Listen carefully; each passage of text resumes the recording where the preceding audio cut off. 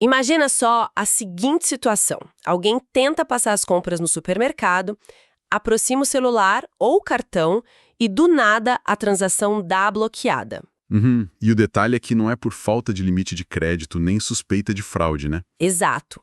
A conta foi congelada simplesmente por causa do dia da semana que essa pessoa escolheu para descansar e é um culto religioso.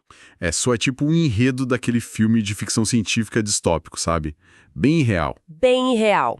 Mas, e se para alguns estudiosos isso não for só uma possibilidade tecnológica, mas algo, digamos, profeticamente inevitável? É um cenário que, caramba, desafia totalmente a forma como a gente enxerga a nossa liberdade diária. Com certeza.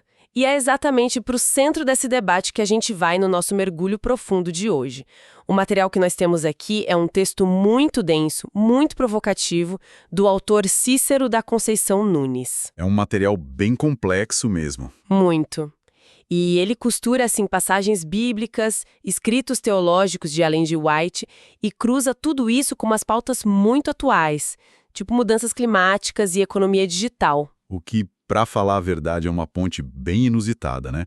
Ele pega coisas do foro íntimo, da moralidade individual e projeta numa escala global de geopolítica e controle do Estado. Sim, o nosso objetivo hoje é justamente decodificar essa arquitetura de pensamento.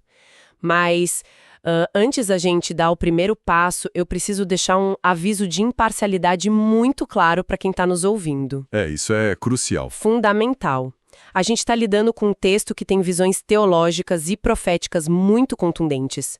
Ele aponta o dedo para instituições históricas, como o papado, fala dos Estados Unidos, fala de leis dominicais. Então, a nossa intenção aqui não é tomar partido, endossar ou criticar nada disso. Exato. Nosso papel é atuar meio que como guias imparciais, né? Vamos explorar as ideias exatamente como elas estão no material original. Perfeito. Então, por onde a gente começa? Porque antes de chegar nessas predições do fim dos tempos, a gente precisa entender a base. Qual é a lente que esse autor usa para ler o mundo? Bom, a premissa fundamental dele é que, na nossa era atual de sobrecarga de informação, só possuir a Bíblia não basta. A razão humana, o intelecto, precisa se curvar. Ele cita 1 Coríntios 2:12 para dizer que a teologia precisa da iluminação do Espírito Santo. E ele usa uma historinha muito boa para ilustrar isso, né? Nossa, sim, é a história de um professor universitário, um cara brilhante, poliglota, especialista em literatura. E ele recebe um manuscrito antigo num dialeto raríssimo. E aí ele tenta traduzir na força bruta do intelecto. Isso. Ele aplica toda a gramática, toda a técnica, mas o texto sai frio, sem sentido. Ele só consegue decifrar o verdadeiro significado quando encontra um ancião, um cara simples, mas que é totalmente imerso naquela cultura. Uhum. O ancião não ensina gramática, ele é um guia. É uma metáfora para dizer que a teologia acadêmica é meio cega sem ajuda divina. Ok, vamos desempacotar isso um pouco, porque eu gosto muito de analogias. É como ter o código-fonte de um software super avançado, mas não ter o compilador para rodar o programa. Olha, excelente comparação. Né? Porque o texto não está descartando a inteligência humana. Ele até fala que o estudo fortalece a mente, mas ele coloca a humildade como se fosse o verdadeiro sistema operacional da coisa, correto? Exatamente isso. E o que é fascinante aqui é que o sucesso na busca da verdade, para ele, depende muito mais dessa humildade de criancinha do que do QI da pessoa. Faz sentido dentro da lógica dele. Mas aí a gente avança para uma outra questão. Se esse compilador, né, o Espírito Santo, destrava o texto, qual é o resultado disso na vida real? Aí a gente entra na anatomia da verdadeira obediência. Porque o resultado não é um sentimento místico flutuante, sabe? É um tipo bem específico de obediência. E como ele define isso? Ele traz os profetas antigos, tipo Oséias e Miqueias. Oséias diz aquela frase famosa, misericórdia quero e não sacrifício. E ele também cita Ellen G. White, falando sobre a vida de Cristo, né? Isso, ela explica que a obediência de Jesus desde criança até o Getsemane nunca foi por uma obrigação fria. Foi motivada puramente por amor. O texto diz que a obediência é a lei do céu. É a condição para a harmonia de todo o universo. Nossa, aqui é que a coisa fica realmente interessante. Porque, peraí, em grande parte do mundo cristão atual, quem está acompanhando a gente sabe, se fala muito mais sobre graça. Com certeza. Fala-se de graça o tempo todo e muito menos sobre lei. A lei parece uma coisa meio ultrapassada para muitos. Como é que o autor concilia essa obediência rígida com a graça? É aí que ele dá um golpe forte na teologia moderna. Ele diz que a graça, quando separada da obediência à lei, vira iniquidade. Ele vai lá no grego e explica a palavra anomia. Anomia? A é sem e nomos é lei. Então, anomia é a ausência de lei. Para ele, a graça te salva, claro, mas é a lei que te mantém no caminho. Se você tirar a lei, você tem o caos moral. Trazendo para minha analogia do voo, é como se a graça fosse o motor do avião que te dá o empurrão para salvar do chão, mas a lei é a aerodinâmica, né? Exato. Tem um motor, você não sai do lugar. Mas se você tem um motor e ignora as leis da aerodinâmica, O avião cai. cai feio. A graça perdoa para colocar a pessoa de volta em harmonia com esse design original. Entendi. Mas se a obediência a esse manual da vida é tão crucial, como é que essa visão de mundo sobrevive no século XXI? Então, ela colide de frente, né? O autor descreve que a gente está vivendo uma crise de autoridade sem precedentes. É o individualismo radical. Total. Hoje, cada pessoa é a sua própria medida da verdade. A galera olha para qualquer lei absoluta e já diz. Ah, isso é opressão. Exatamente. Vê como algo opressor. Só que o texto defende que a lei de Deus é, na verdade, um guia para a verdadeira liberdade e alegria que duram. É tipo uma criança brincando na beira de um penhasco, sabe? Se os pais colocam uma cerca ali, a criança acha que é uma restrição super chata. Estão tirando minha liberdade. Mas os pais veem a cerca como a única coisa que garante que a criança possa correr e brincar livremente ali, sem cair pro abismo. Nossa, que imagem perfeita. E, sabe, se conectarmos isso ao quadro geral, para o autor se submeter a essa cerca divina, é o que transforma o caráter de uma pessoa para refletir a imagem de Cristo. É a preparação para a tempestade que vem por aí, né? Exato, porque é aqui que a gente entra na parte escatológica da coisa. A cerca vira algo literal e geopolítico. É o momento de virar a chave da nossa análise. O autor pega toda essa base da obediência e aplica diretamente aos eventos globais.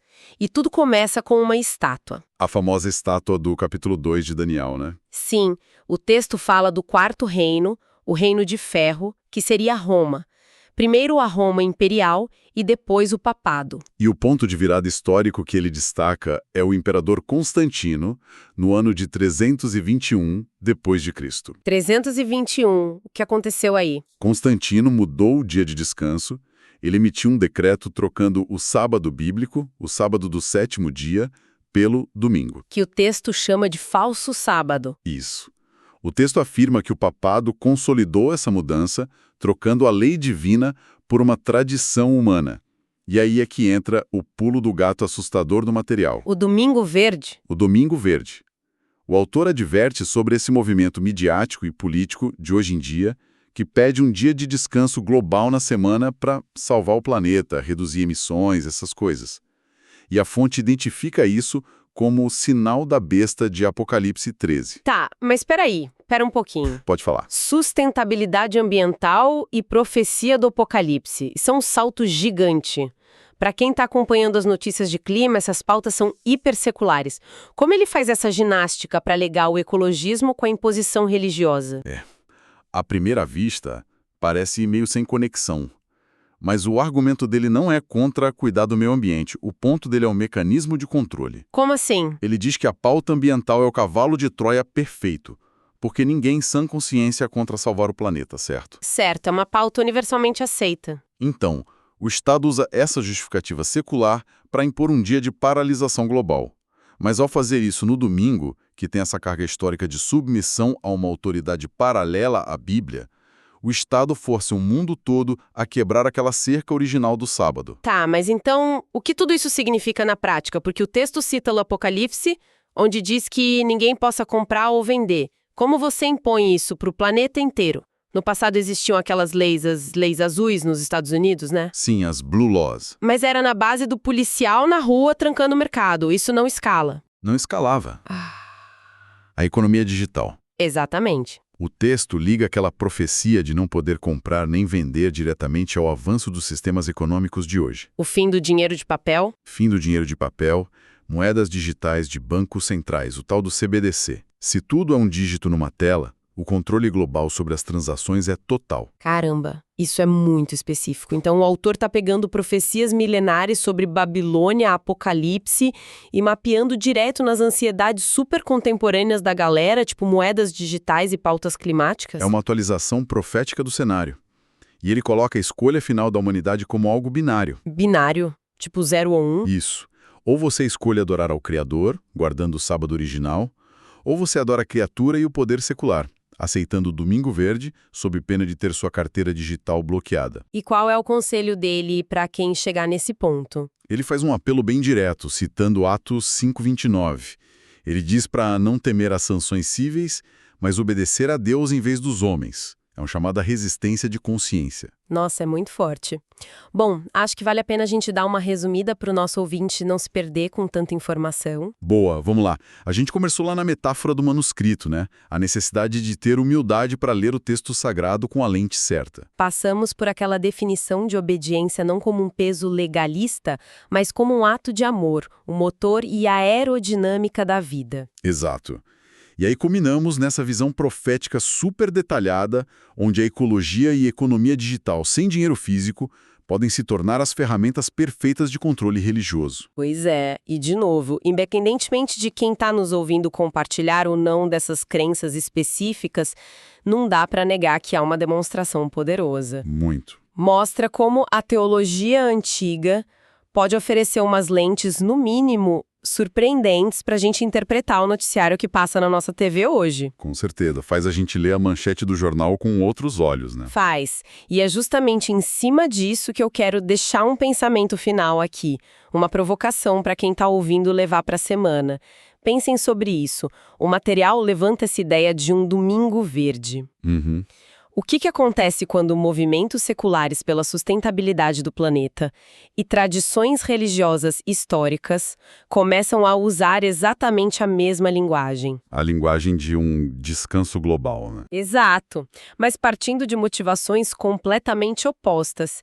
E mais, num mundo onde o dinheiro de papel está sumindo rápido, sendo trocado por dígitos num aplicativo, até que ponto a arquitetura da nossa economia vai mudar a maneira como a gente exerce a nossa liberdade de consciência lá na frente? Fica a reflexão.